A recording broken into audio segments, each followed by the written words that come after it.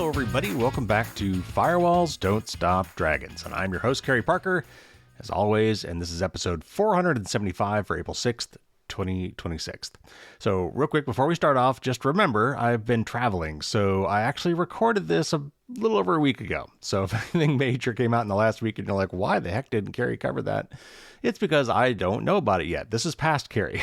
So anyway, I had my week-long trip to DC. I knew there was no way I was going to put together a podcast while there. And so I basically had to do this ahead of time. So if there's anything major that happened in the last week, I will cover that in the next news show. Also, this is going to be a little bit abbreviated. In fact, I don't even have a tip of the week this week. We're going to cover some tips, of course, as I go through the news. But I'm short on time, so I'm not going to do a tip of the week this week. But trust me, there'll be plenty of advice that's going to come out of just talking about these stories today. So first of all, Walmart is buying TV brand Vizio. And they're doing it for the ads. They're doing it for the ad money, which means tracking you. Also, there's a company that is secretly turning public Zoom meetings into AI-generated podcasts. There's another data breach that leaked almost 3 million social security numbers. TP-Link routers have got some bugs that need to be fixed, that if you have one, you're going to need to make sure that you probably do this manually.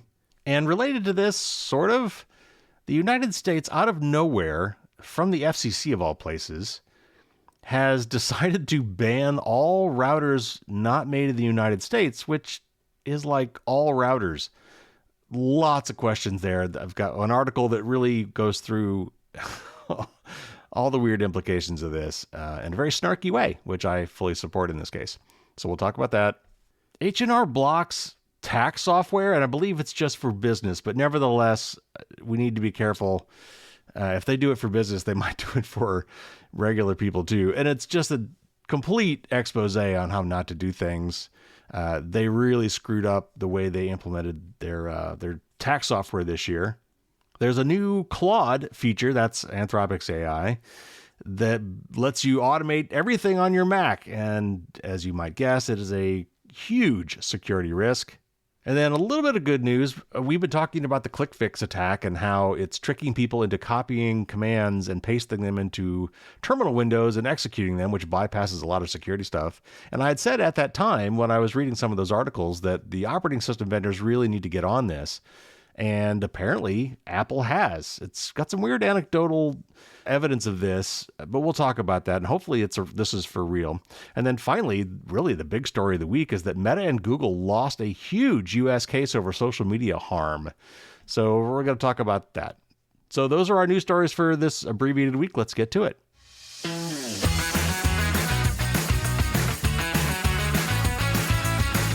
All right, first up, Walmart is buying TV brand Vizio. Vizio is one of the biggest TV makers, certainly at the lower end of the cost curve. They're very popular, and a lot of them are very nice-looking TVs, actually. However, when you start getting into these more budget TVs, the reason they're so cheap is a lot of these companies are actually making more money off of advertising and data mining than they are off the hardware itself. And Walmart has recognized that. All right, so this is from Ars Technica. Walmart announced an agreement to buy Vizio today. Irvine, California-based Vizio is best known for lower-priced TVs, but its real value to Walmart is its advertising business and access to user data. Walmart said it's buying Vizio for approximately $2.3 billion, pending regulatory clearance and additional closing conditions. Vizio can also terminate the transaction over the next 45 days if it accepts a better offer, per the announcement.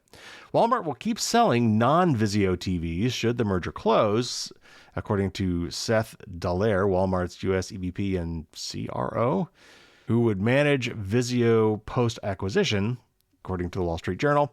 Walmart expects the acquisition to be finalized as soon as this summer. Walmart, including Sam's Club, is typically Vizio's biggest customer by sales, per a Wall Street Journal report last week on the potential merger. But Walmart's acquisition isn't about getting a bigger piece of the budget TV market. Instead, Walmart is looking to boost its Walmart Connect advertising business. Vizio makes money by selling ads, including those shown on Vizio's SmartCast OS and on free content available on the TVs with ads. Walmart says buying Vizio will give it new ways to appeal to advertisers, and that those ad efforts will be further fueled by Walmart's high-volume sales of TVs. Walmart said today that Vizio's Platform Plus ad business has, quote, over 500 direct advertiser relationships, including many of the Fortune 500, unquote, and that SmartCast users have grown 400% since 2018 to 18 million active accounts. Walmart Connect sells various types of ads, including adverts that appear on Walmart's website and app. Walmart Connect also sells ads that display on in-store screens, including display TVs and point-of-sale machines in over 47,000 locations, and it says that Walmart has over 10,000 stores. Walmart makes most of its U.S. revenue from low-profit groceries, the Wall Street Journal noted last week, but ads are higher profit.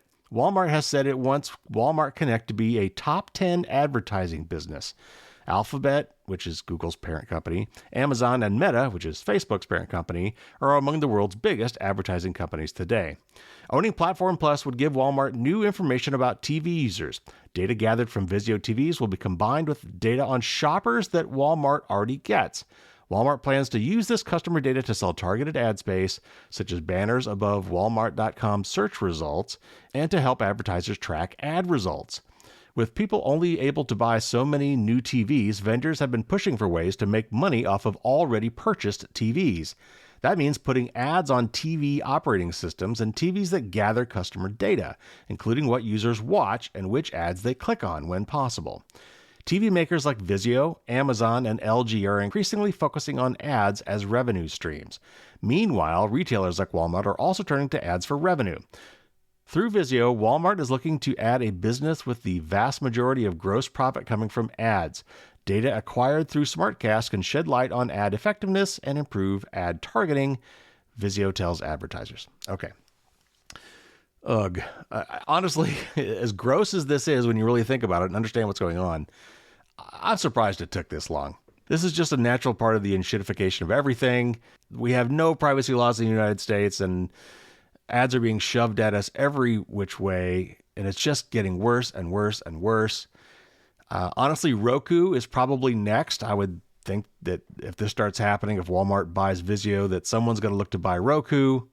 My guess on that would probably be Amazon, but we'll see. But that kind of consolidation is definitely going to be happening. So a couple things. First of all, as I've always said on the show, keep your smart TVs dumb. Never, ever connect them to the internet. So then how do you watch Netflix and all these other, streaming services where there's apps built right into your television? Well, get an external box. I personally prefer Apple TV boxes because they collect the least amount of information, and then it gives you more control. So anyway, I would definitely do that. But I would also think about, if your TV's getting long in the tooth, but it's still working, then I guess you're okay, right? But if you're ever thinking you're going to upgrade your TV, I would probably do it sooner rather than later because I think they're just going to get worse. I don't know how much longer it's going to be before low-cost TVs in particular will even allow you to use them if they're not connected to the internet. Now, if you really know what you're doing with your home networking, you might be able to come up with some way to block the traffic that exfiltrate your data, but I wouldn't count on that. I think they'd find ways around that if that became popular enough.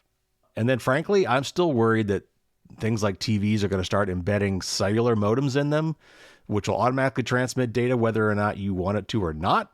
In other words, you won't have to plug it into the internet. It will come pre-configured to connect to the internet over cellular. And there will probably be no way to turn that off.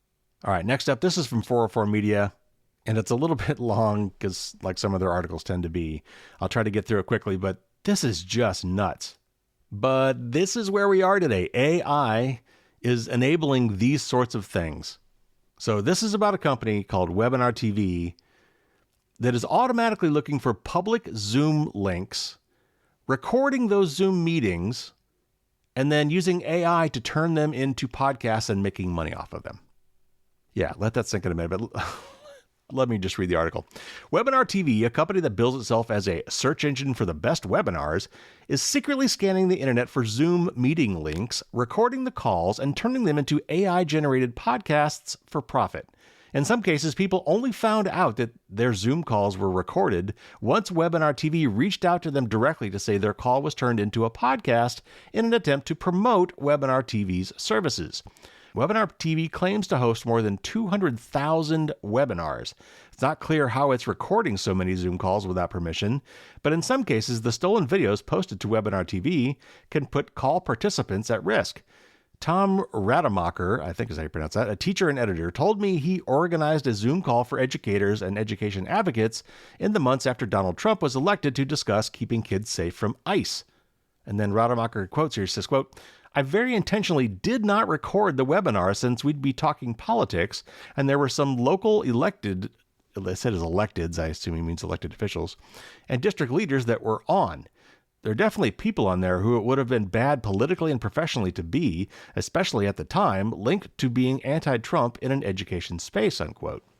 Rademacher received an email on October 7th, 2025 from Webinar TV VP of Communications, Sarah Blair, whose profile image appears to be AI generated and who has no online presence. And this is from this email from Blair, or an AI posing as Blair. It says, quote, your webinar is featured on the Phil and Amy show. They talk about the highlights from your webinar without giving away too much to entice viewers. To listen to the show, click Highlights tab on the on-demand page or click here, unquote. The link sent Rademacher to a page on webinartv.us, which featured a full recording of the Zoom recording, an AI-generated video summary of the meeting, chapters that sent the viewers to different parts of the meeting, and an AI-generated episode of the Phil and Amy show, in which two AI-generated personalities discuss the content of the call, including quips and rapport between Phil and Amy. And another quote from Rademacher, quote, by suddenly having the whole meeting be public so you could see what participants were saying, after all, the talk was about safe spaces, it just felt super gross, unquote. Rademacher asked Blair how she got the recording of the meeting and asked that Webinar TV take it down, which it did. And then Blair responded with, quote, if you ever decide to expand your webinar audience and take advantage of valuable automated features such as translation into 11 languages, chapter creation, preview clips, and searchable content within your webinar, we'd be happy to support you, unquote.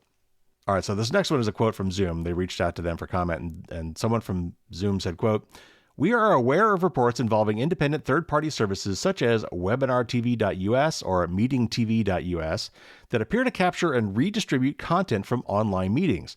These services are not affiliated with Zoom, and the activity described is not the result of a vulnerability or security issue within Zoom's platform, unquote. Zoom said that based on its review, Webinar TV accesses meetings using links that have been shared publicly, then records the sessions using a browser extension or quote-unquote other tools. And another quote from the spokesperson from Zoom who said, quote, because these recordings occur on the participant's device and outside of Zoom's environment, no platform, including Zoom, has the technical ability to fully prevent third-party screen recording, unquote. All the people I talked to found their Zoom meetings on Webinar TV did not use strict privacy settings and shared links to the meeting because they invited a large number of people to attend. Cyber Alberta, an organization dedicated to improving cybersecurity in the Canadian province, published a report about Webinar TV when it noticed that it was stealing its Zoom calls.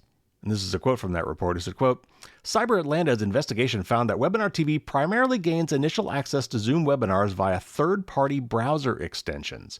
These extensions can access webinar links when a user either inadvertently grants calendar permissions, exposing meeting invitations, or willfully submits meeting details into the Webinar TV platform. Webinar TV is believed to leverage a range of browser extensions that provide functionalities such as AI-powered transcription and note-taking tools, or tools to automate the joining of online meetings. The platform mostly relies on the widespread use of these tools by end users rather than operating them directly. However, at least one of the known extensions is listed on the Chrome Web Store as developed by Webinar TV, unquote. We're not naming these plugins because we were unable to independently verify that they were actually serving Webinar TV's scraping of Zoom calls. None of the companies that produced these plugins responded to requests for comment.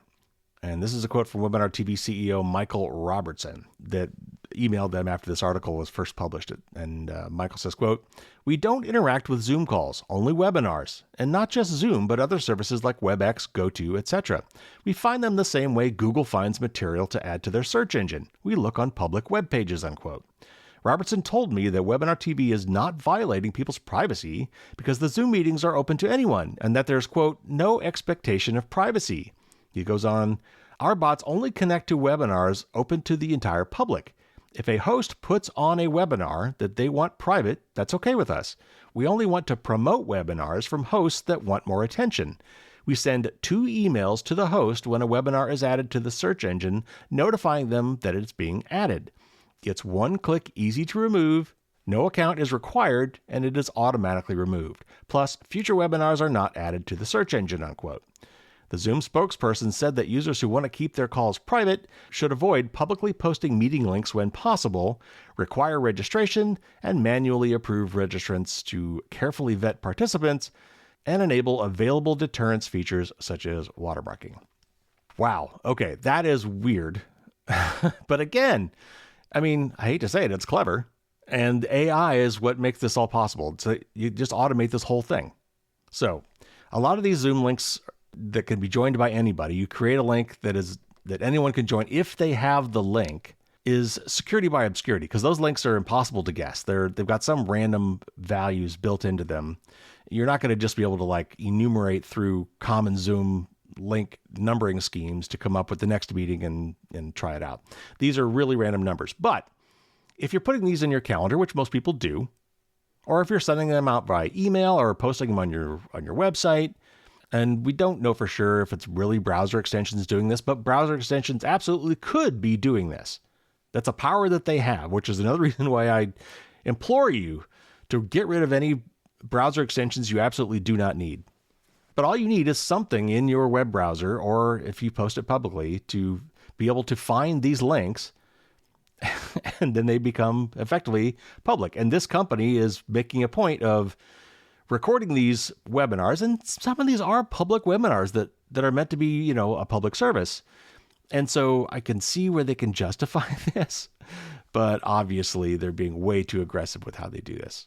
And by the way, it says watermarking will protect you. I don't know how that would protect you, unless your watermark says something like, this is not meant for public recording or whatever. But I mean, if it's a public link that anybody can join, I don't know how they could say that. Anyway, FYI, be very careful with how you publicize Zoom meetings that are available to anybody to join as long as they have the right link. All right, next up, yet another data breach. This is from Lifehacker. Another massive data breach has compromised millions of Americans' healthcare data and sensitive information. Navia Benefit Solutions, a benefits administrator for more than 10,000 U.S. employers, not employees, employers, has disclosed a hack that affects nearly 2.7 million individuals, according to a March 18th filing with the Maine Attorney General. Navia's services include software and customer support for the administration of everything from flexible spending accounts, FSAs, and health savings account, HSAs, to commuter and education benefits. On January 23rd, Navia identified suspicious activity on its systems, leading to the discovery that hackers had access to some of the organization's data between December 22nd of last year and January 15th of this year. During this time, threat actors were able to exfiltrate a significant amount of personally identifiable information, which may include full name, date of birth, social security number, phone number, email address, and health plan information. The compromised health plan data may include HRA or Health Reimbursement Arrangement participation, Consolidated Omnibus Budget Reconciliation Act or COBRA enrollment information, and information about users' FSAs. Navia has said that no claims or financial data were included in the breach, though information stolen is commonly used for social engineering attacks and identity theft. Navia began notifying affected individuals on March 18th, so keep an eye out for a letter from Navia Benefit Solutions. If your data was included in the breach, you are eligible for 1 year of identity monitoring services through Kroll, Kroll. Your letter will include information about how to enroll, including the deadline to sign up for the services and your unique activation code. You'll need to activate your account online at enroll.krollmonitoring.com/redeem. As always, a major data breach is a good reminder to lock down your identity. Freeze your credit. This should be your default unless you are actively applying for a new credit line, and set up a 1-year fraud alert, which adds extra friction if someone tries to apply for credit in your name. Check your credit report and financial accounts regularly for suspicious activity, and report fraud immediately to your financial institution. You can also file an identity theft report with the Federal Trade Commission and your local police department. Okay, so yet another breach. Folks, I would just at this point, I would just assume that your social security number, for those of you in the US, is already out there.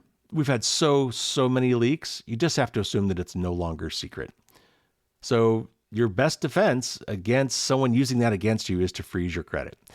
Don't be fooled by, credit locks or whatever. You want a credit freeze. They're free now. You can thaw them and refreeze them easily online. None of this costs any money.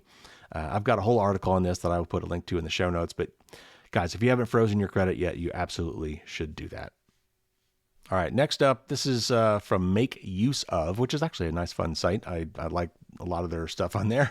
But this one's about a TP-Link router problem. It seems TP-Link can't catch a break. After recently being included in the FCC's decision to ban foreign-made routers, which that's my next story, the popular router brand also appears to be at the center of a ring of exploits that could leave some of its devices open to cybersecurity attacks. The good news is that the company already released patches for those exploits.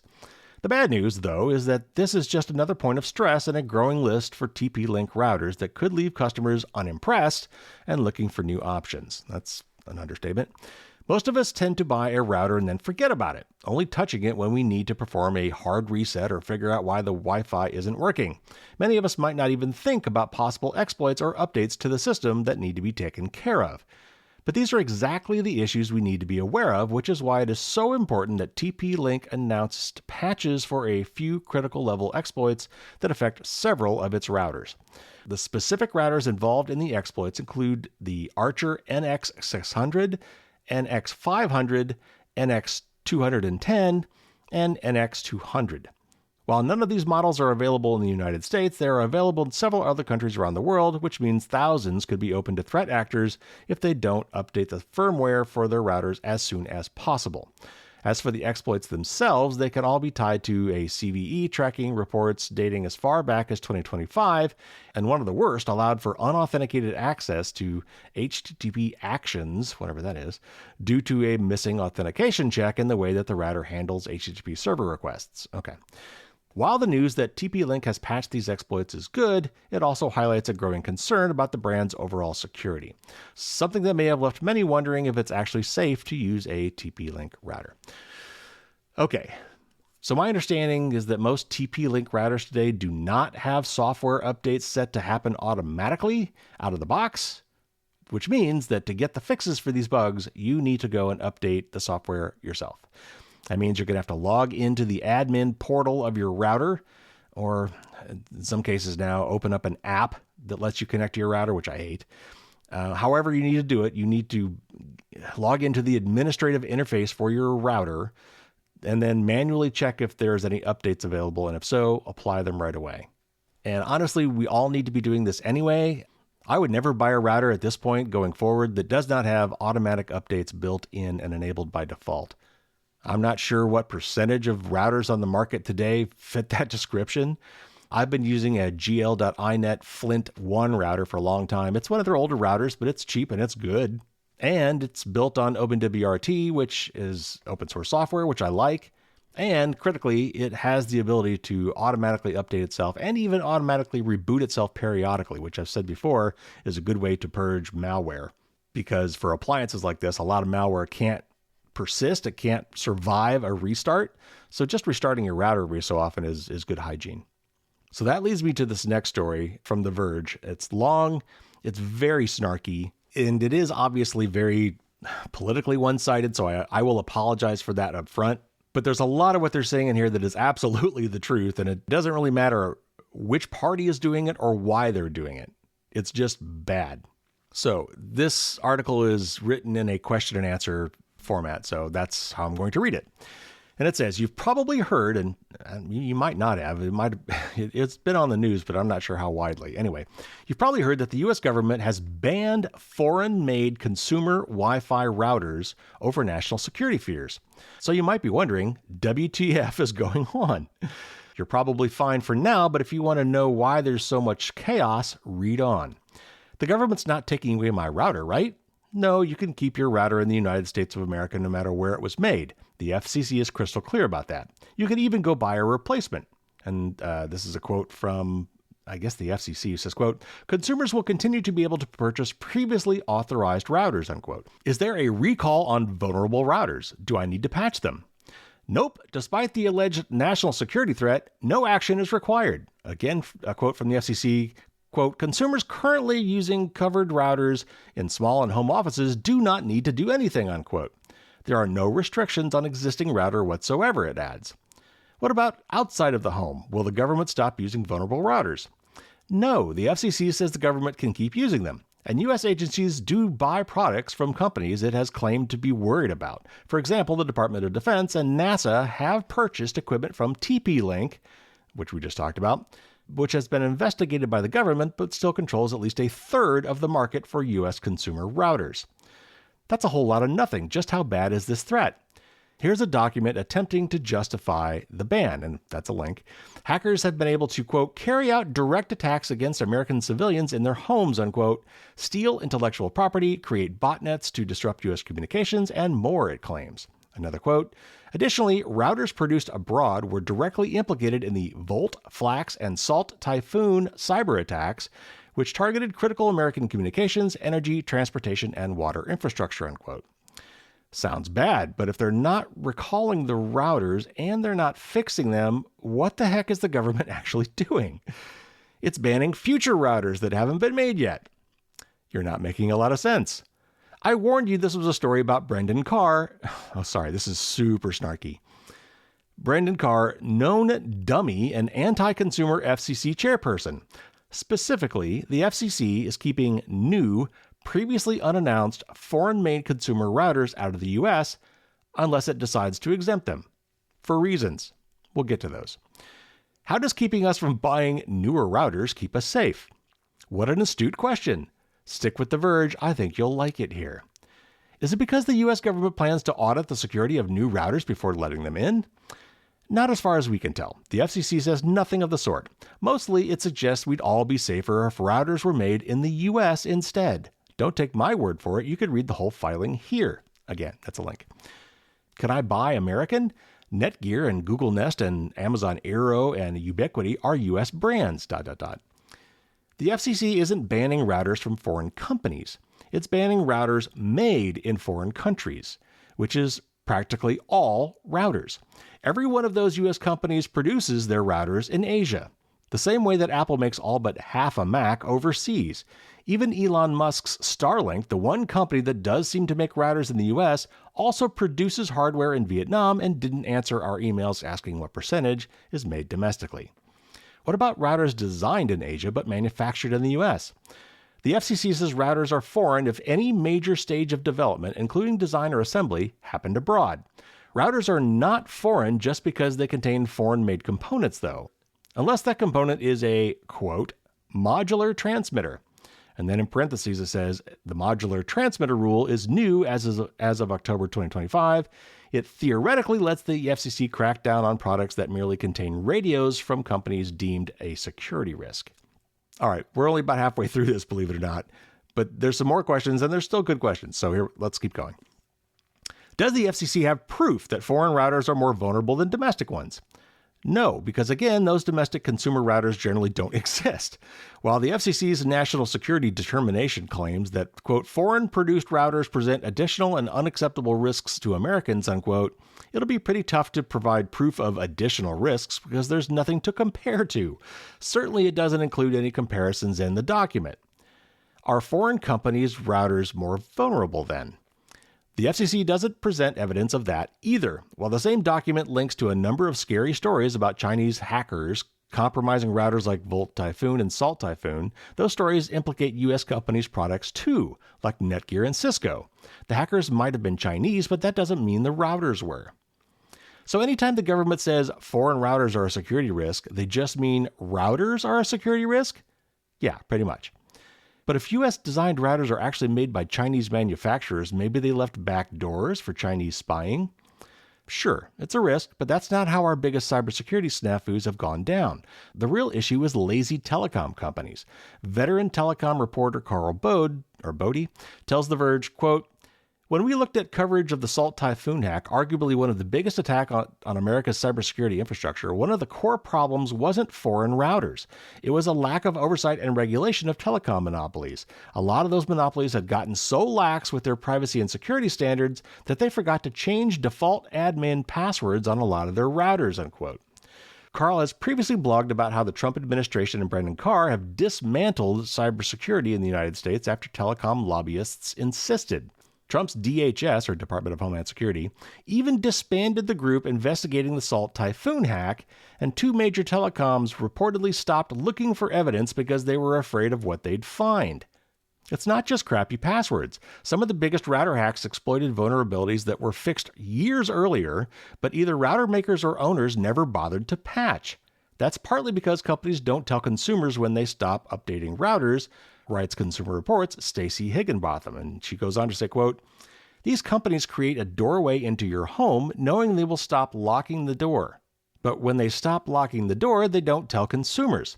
It's like if you could buy milk without an expiration date. Except unlike milk, which smells when it's no longer safe, your router gives no sign." I've heard the FCC may stop companies from issuing security updates to routers after March 1st, 2027. What's up with that? It's weird. The FCC says it's issuing a waiver that lets all existing routers keep getting software and firmware updates, quote, "that mitigate harm to U.S. consumers at least until March 1st of 2027, unquote. But in that same announcement, the FCC admits that companies do not need to file documents when they issue those updates, so there's nothing that the FCC would be blocking or approving to begin with unless they issue updates that also change their radio's performance. And then there's a link to that law, if you're curious. How can the FCC ban routers? No device with a radio can be imported, sold, or marketed in the U.S. unless the FCC authorizes it first. It's usually just checking to ensure devices don't release too much harmful interference or radiation. But in 2019, Trump and Congress came out against the Chinese telecom infrastructure gear, creating a mechanism called the quote-unquote covered list that's now being used against consumer products like drones and routers. The Secure and Trusted Communications Network Act of 2019 establishes that list. If the government decides any piece of gear, quote, poses an unacceptable risk to the national security of the United States or the security and safety of the United States persons, unquote, they can add it to the list. The Secure Equipment Act of 2021, signed by Biden, bars the FCC from authorizing any gear on that list. The ban is just on consumer routers, right? What about the routers and cable modems that my ISP rents me? My pocket hotspot, my network switch, my Wi-Fi extender? It could affect all of those or none of those. The FCC is banning consumer-grade routers as defined in the NIST Internal Report 8425A. These are routers that are, quote, intended for residential use and can be installed by the customer, unquote. But it also defines routers loosely as devices that, quote, forward data packets, most commonly Internet Protocol or IP packets, between networked systems, unquote. That could cover every piece of gear you use to connect to the Internet or even your home network. Companies get to self-certify whether they're adhering to the rules, can claim whatever they want, and then it's up to the U.S. government to inspect at customs or not. So that's it. No more new home routers in the United States. Router companies have two paths. Like DJI, the Chinese drone maker, they could decide to stop shipping their new routers into the U.S. while still selling older products here. You won't be able to buy a future Wi-Fi 8 router from those companies, but existing Wi-Fi 5, 6, and 7 routers can be sold if they were already approved by the FCC. Or router companies can apply for a conditional approval to keep getting new products cleared for the U.S. All right, we're almost done. What if I buy one of those newer routers in Canada and bring it back home? The FCC's Magic 8 Ball says no, but good luck enforcing that, Brendan. Again, who's the chief of the FCC. Will the FCC require improved security to get that conditional approval? Nope. While applicants have to answer a long list of questions, not a single one is about the kind of security that prevents hacks. The only thing the Trump administration seems to care about is location, location, location. Where the device is made and assembled and tested, where its owners live, where its components come from, whether any foreign governments have influence. And tellingly, the FCC is asking for a plan to manufacture those routers in the U.S. instead. The plan must include how much money the company will commit to U.S. manufacturing over the next 5 years. All right, last question. If it's not about security, why is the Trump administration doing this? The stated goal of Trump's isolationist policies is to bring back U.S. manufacturing, create U.S. jobs, and use that independence to ensure the U.S. can make things. If, say, China invades Taiwan and severs the entire tech supply chain that relies on Taiwanese chips. But practically, this looks a lot more like the latest shakedown. The Trump administration has repeatedly used nebulous national security claims to extract tariffs, personal flattery, and billions of dollars in fees, and this feels like the latest attempt at gangster tech regulation that uses xenophobia as a cudgel. Remember when a ban on Nvidia selling AI chips to China was about national security? Yet later, Trump approved those sales for a now 25% of the proceeds? Okay, look, I know that really sounded political, but as far as I'm concerned, it's not. I don't care who's doing this or what party they're with. These policies are ridiculous. I don't know that this is going to stand. Obviously, the whole point of reading this article was there's so many holes in this plan. It doesn't do what it purports to need to do. I don't know if this is going to survive. It's got a while before it really kicks in. I don't know. It's just crazy. Honestly, it really pissed me off. And so that's why I read this article with full snark mode on, because I just think this is absolutely ridiculous. And we're doing all the wrong things. And yes, we are absolutely gutting CISA and other necessary things that would be keeping us safe, and instead pulling crap like this. I don't understand it. It is beyond ridiculous. Okay, anyway, thank you for letting me rant, and thank you for letting me go into full snark mode there. All right, let's move on. So this next one is actually from Twit, This Week in Tech. I listen to Security Now as much as I can. I try to do it every week. Steve Gibson is great, and I like Leo Laporte as the host. They've got some good banter. It's really long, and sometimes it's kind of technical, and sometimes they just really go off in the weeds.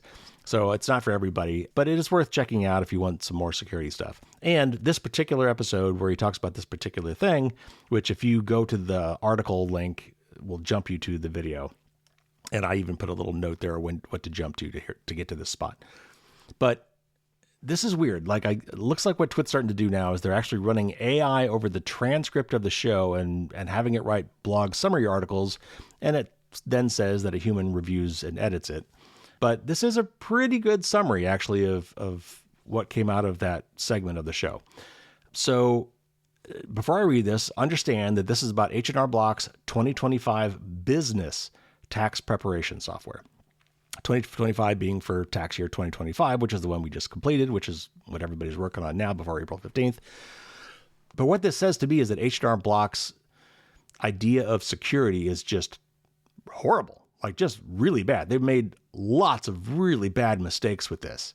If you are a business and you are using H&R Block's business tax prep software for last year, for 2025, for your taxes that you're doing this year, you absolutely need to listen up to this, and you should probably go make some changes based on what you hear here. But for the rest of us, just know that this is a really bad mistake on H&R Block's case, and this would make me not want to use, honestly, any of their software. At least until and if they come out and say, oh, we totally screwed up here and we'll never do this again. So anyway, with that as a preface, let me read this summary of this segment from Security Now. A recent discovery in H&R Block's 2025 business tax preparation software exposes users to long-term security risks by installing a root certificate authority, or a CA, and embedding its private key directly on the customer machines. Anyone with the software and anyone who could access this widely distributed private key can generate trusted digital certificates, undermining the core trust model of internet security. And by the way, that's all internet security. And it's even worse than that because it affects signed software as well. But let me keep going. This mistake, explained in depth on Security Now by Steve Gibson and Micah Sargent, oh yeah, Micah was guest hosting this week, leaves users exposed to a man-in-the-middle attack and potentially enables attackers to spoof secure websites, sign malicious software, and compromise sensitive personal information for decades to come. That is not hyperbole. This will explain. So what did they do wrong? The heart of the problem is how H&R Block's Business 2025 software handled secure communications. The software installs its own root CA certificate, valid until 2049, into the Windows Trusted Certificate Store. And it says Windows here, so I'm not sure if this applies to Mac as well, but let's assume not. It also ships the matching private key in a DLL file, making it easy for attackers to extract and misuse. Even after uninstalling the software, the certificate remains in place, leaving a lingering security hole. Root CA certificates are trusted by web browsers and operating systems to verify the identity of secure websites and applications. Normally, they are managed only by legitimate certificate authorities like DigiCert that keep private keys extremely secure. However, with both the certificate and the private key distributed to every user, anyone, malicious or otherwise, can impersonate websites, intercept encrypted traffic, or even sign software that appears to be trusted to any machine where the software was installed. So why is this a critical security risk? On Security Now, Steve Gibson warned that this simple mistake turns every user's computer into a target, and again, every user that has installed this business tax software. And it rattles off 4 things. First, attackers can craft fake website certificates that browsers will trust, opening the door to phishing, data theft, and malware delivery. 2, a DNS spoofing attack or any network compromise could allow malicious sites to appear legitimate, even for high-value domains like google.com or bank websites. 3, even signed code can be faked, giving hackers a way to bypass security warnings and protections.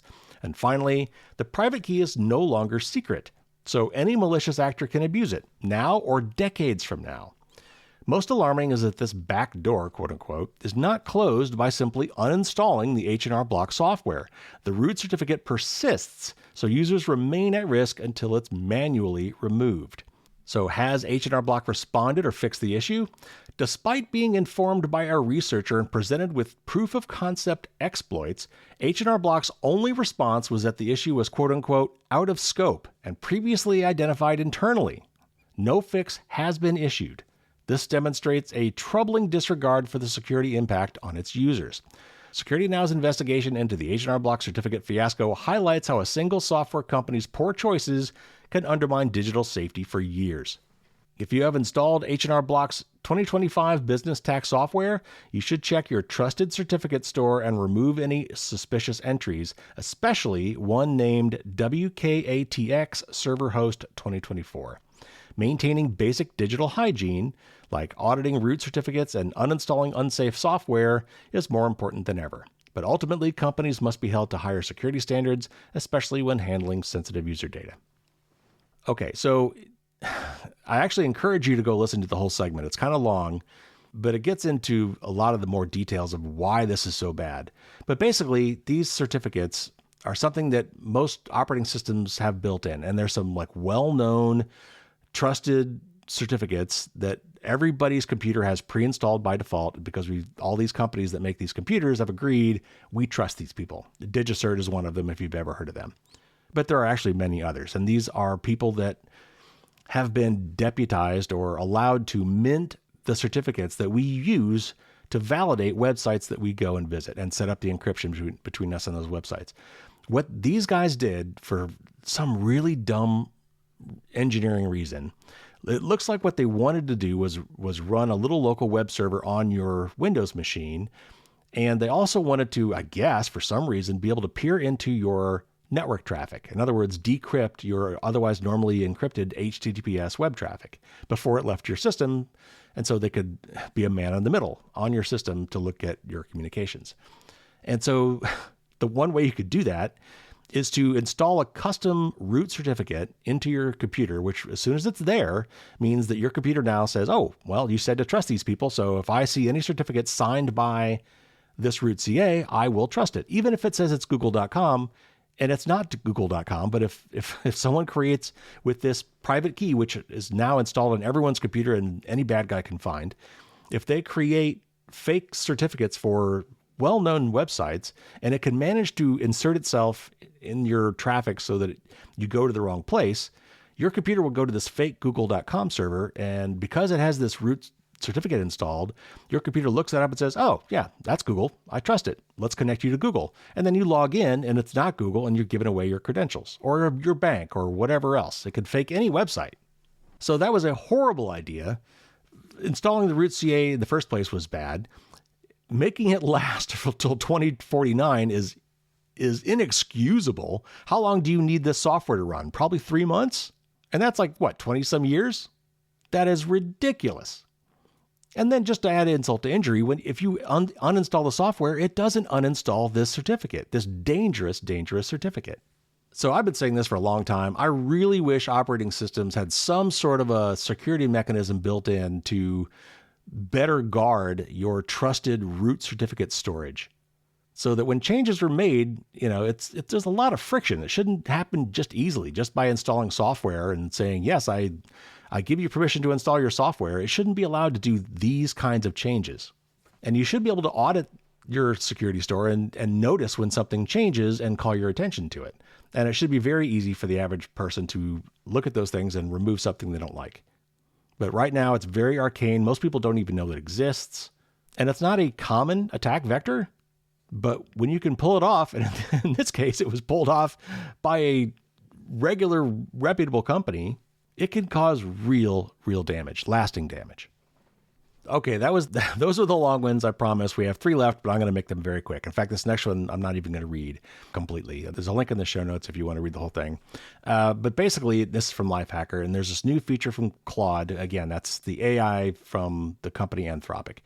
And everybody and their brother is racing to put out these agentic AI features. They want to automate everything with AI, which it's very seductive because it could do some really cool stuff. This next one from Claude is called computer use. That's capital C, capital U.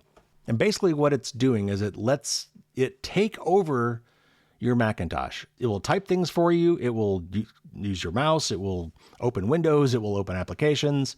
It will let you automate a lot of things on your Mac, which, listen, I'm an engineer. I love automating stuff, but you cannot yet trust these things. You cannot give them this level of control and access to your system. There's still way too many ways that we can trick these things into doing the wrong thing.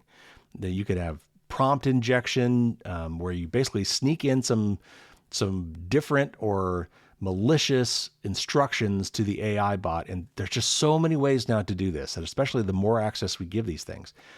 So this is just another friendly reminder that as you run into these features, and they're coming out of the woodwork, everyone's doing it, as these new features inevitably come out that say, we want you to give full control over to this AI, whatever, to automate things in your system and do things on your behalf.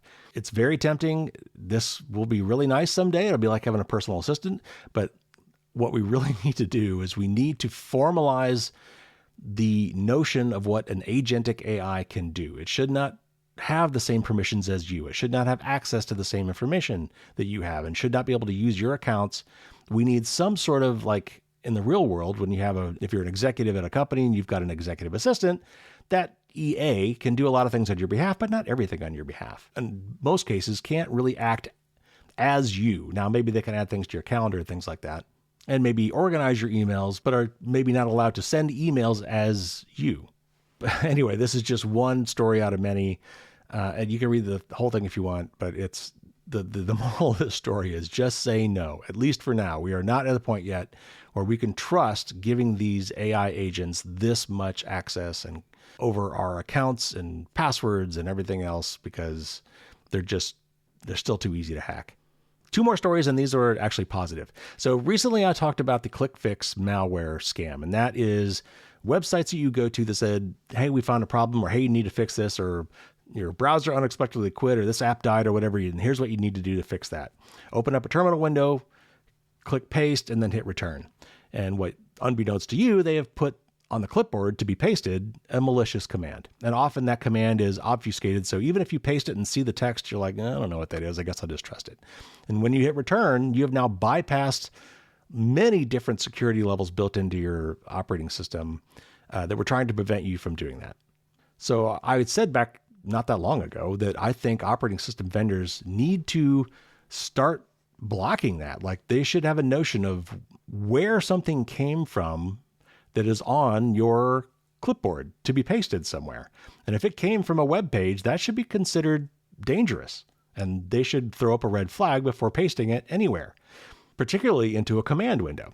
And apparently that is now going on. I'm not going to read this whole article. You could click into it if you want, but there's a picture that someone clipped on their Mac, and this came out in the recent 26.4 macOS update, that some people are seeing, and they're posting this online, that when you try to paste something into a terminal window on a Mac, and this warning dialogue, it's kind of worded funny, but it says, first off, your Mac has not been harmed. But then it goes on to say, scammers often encourage pasting text into terminal to try and harm your Mac or compromise your privacy.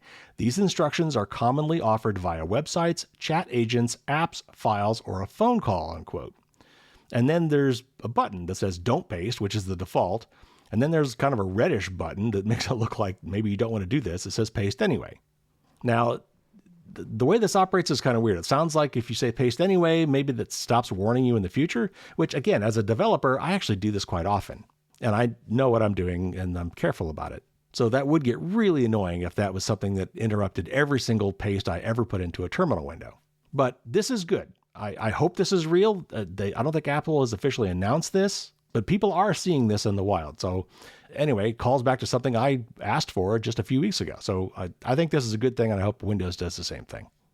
All right, one more, and I saved the best for last, and this is from Reuters, and it's about a lawsuit against Meta and Google that actually succeeded. Now, of course, this will be appealed, but this is still big. So let me just read a little bit of this here. It says, a Los Angeles jury on Wednesday found Meta and Alphabet's Google negligent for designing social media platforms that are harmful to young people in a $6 million verdict that will serve as a bellwether for numerous similar cases. And I'll just stop there to say, look, $6 million is nothing to these guys, nothing. But if there are thousands of these cases, that could add up quickly. And the fact that one of these cases won is going to mean that all these other cases, and there are many, there are literally thousands that are similar to this that were waiting to see what happened in this one, and they are now going to be pouncing. So the jury found Meta liable for $4.2 million in damages and Google for $1.8 million, small amounts for two of the world's most valuable companies whose annual capital spending over $100 billion each. But the Los Angeles trial is meant to serve as a bellwether or a test case for thousands of similar lawsuits consolidated in California state courts. The case involves a 20-year-old woman, a minor when the case began, who is known in court by her first name, Kaylee. She said she became addicted to Google's YouTube and Meta's Instagram at a young age because of their attention-grabbing design, such as the infinite scroll that encourages users to keep looking at new posts. The jury found Google and Meta were negligent in the design of both apps and failed to warn about their dangers. At trial, the plaintiff's lawyer sought to show Meta and Google intentionally targeted kids and made decisions that put profit over safety.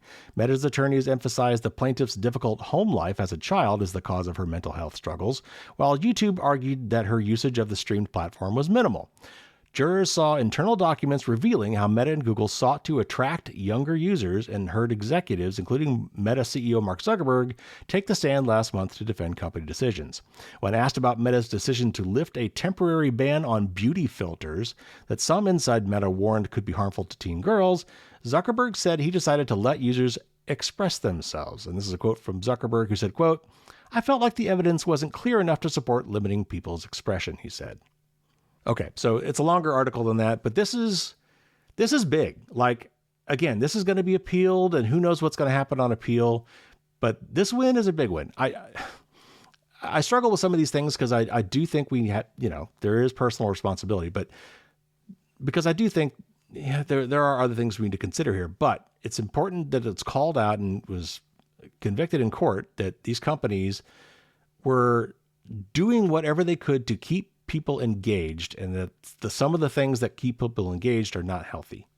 So even if this is appealed, if all these other lawsuits come out of the woodwork, I think it's quite possible that we will see these companies start making at least some changes around this to avoid future lawsuits and try to assuage the public and or lawmakers that they're, hey, okay, we heard you loud and clear. We're going to start making some changes.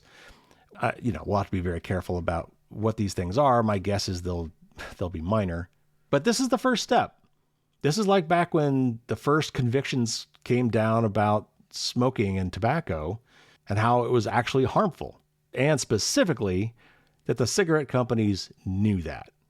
All right. So again, no tip of the week this week. That's the news. Let's wrap up.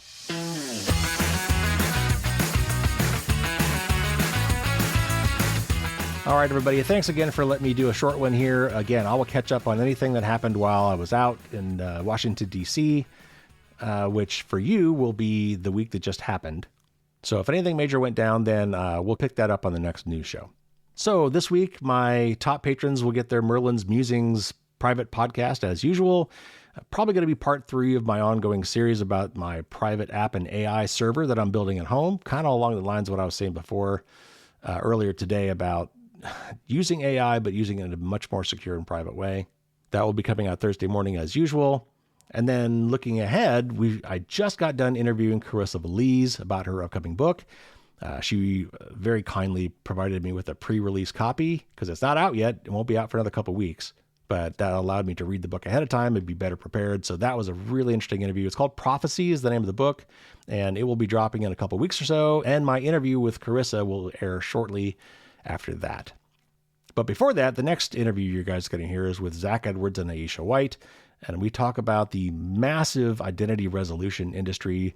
These are companies many are doing this now, that are gathering and collating bits of information on all of us and tying them all together to our real life identities.